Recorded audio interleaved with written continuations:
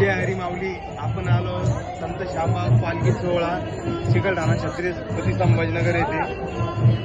तर ही पालखी पंढरपुरात दाखल झालेली आहे.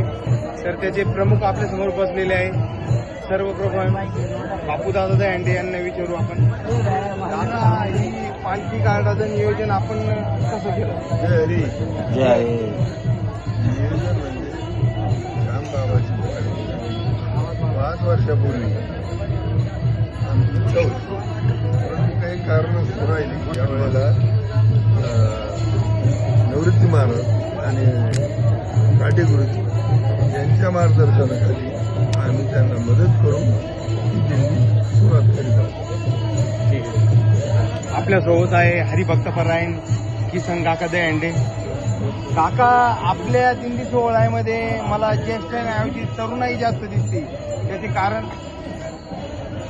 कारण असं आहे, गुरुवर्य संत श्यामबाबा आणि नेहमी असंच सांगायचे की तरुण मंडळी जर परमार्थात आली तर त्या परमार्थाला एक प्रकारचं आणि एक चांगल्या प्रकारे वळण लागतं. आणि म्हणून गुरुवर्याच्या कृपेने आणि हनुमंतरायाच्या कृपेने आज तुम्ही एवढी मोठी दिंडी काढली. आणि सोपं नाही, कारण आता प्रत्येक माणूस, प्रत्येक महिला मला सांगते आल्याबरोबर की काका आमची इतकी सोय राहिली आणि आपली म्हणून तुम्ही दिंडी काढली. आणि म्हणून आपण म्हणून जर गावाच्या तर्फे आमच्या सर्वांच्या तर्फे आम्ही करू राहिलो म्हणलं ना, तर त्याच्यासारखं पुण्य नाही. कारण गुरुवर्य बाबा पहिल्यांदा आणि 5 रुपये महिन्याला घेत होते. किती? 5 रुपये. मग त्याला म्हणलं, बाबा कशाला घेता, पैसे घेऊन ये. अरे नाही बाबा कृष्णा, असं हे कार्याला आणि ते पुण्य भेटत. म्हणून बाबा महिन्याला 5 रुपये फक्त आणि ते जमा करायचे म्हणून. आणि हे पांडुरंगाच्या कृपेने तुम्ही आता ही दिंडी काढली अशी.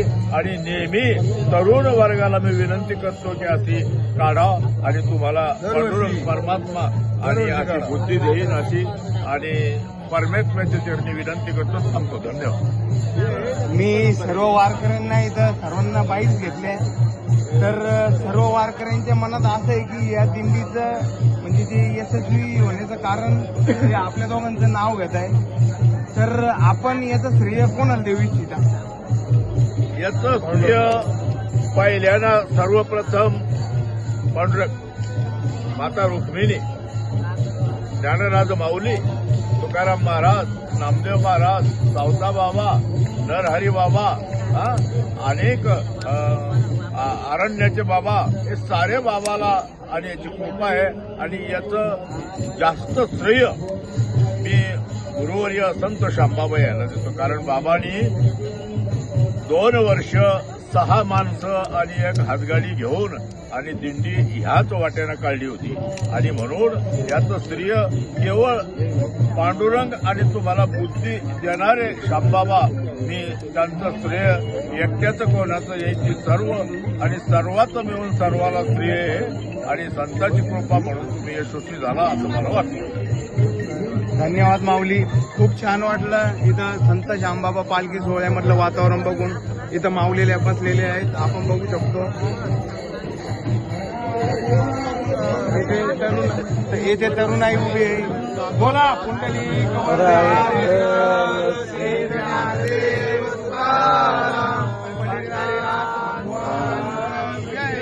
माऊली ज्ञानेश महाराज की जय. जगद्गुरु तुकाराम महाराज की जय. सद्गुरु श्यामबाबा महाराज की जय. छत्रपती शिवाजी महाराज की जय.